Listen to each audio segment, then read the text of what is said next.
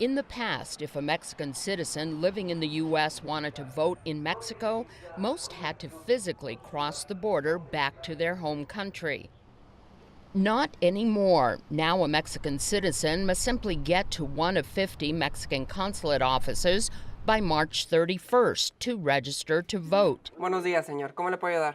Ruben Ochoa Lopez has lived in the U.S. for 15 years. He's always wanted to vote in his home country, but he was afraid he wouldn't be able to return to the U.S. if he went to Mexico to vote, even though he's here in the U.S. legally. Consular también, correcto. Now, all Ochoa Lopez has to do is present a birth certificate, proof of his U.S. address, and a photo ID to the Mexican consulate's office in Tucson. The consulate will take care of the rest. Ochoa Lopez will receive a card in the mail that needs to be activated. Then a voting packet will be sent to him from Mexico City. I've been asked to serve as a foreign observer of Mexican elections. David Maciel teaches Mexican film at UCLA. He's U.S. born and has been asked by the Mexican government to travel the U.S. to promote this new way for Mexicans living abroad to vote. There is a sense of urgency for Mexico to get its citizens living abroad to vote. The best analysts of the political scene in Mexico all concur that these coming elections in July 1st of 2018 are going to be some of the most contested elections in the modern history of Mexico. It is, in fact, the most important electoral cycle in Mexico's history.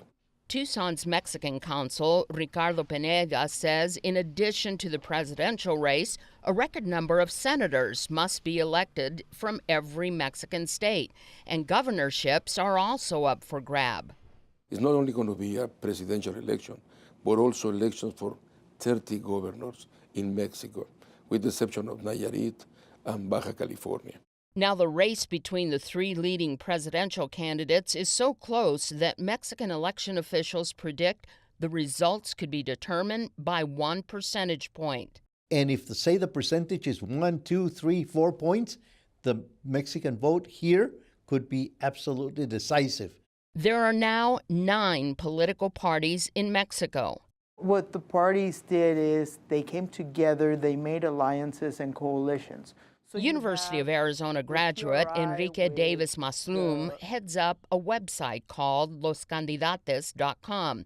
He specializes in following all aspects of the Mexican elections. He says those 9 political parties are forming strange alliances between the country's far left and far right. If we were talking about the U.S. and saying the Tea Party comes together with Planned Parenthood and they get together and they're having the same candidate, that's how extreme this election is. The drugs, the gangs, the cartels, the crisis of smuggling and trafficking. The Trump presidency has also sparked a new type of nationalism in Mexico.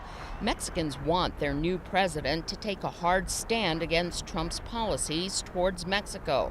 David Maciel says there has been no thawing of the relationship. No, how can they when it's so personal? You know, when he attacks them directly, when he says that Mexico sends its worst to the U.S., when he cites examples of violence of Mexicans. I mean, every country has violence, but then he singles out Mexicans.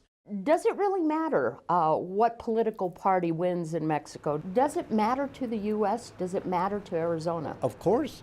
We are intricately linked between the two countries. Our economy, our societies, our culture, our family ties. So, like it or not, we depend on each other on all kinds of levels.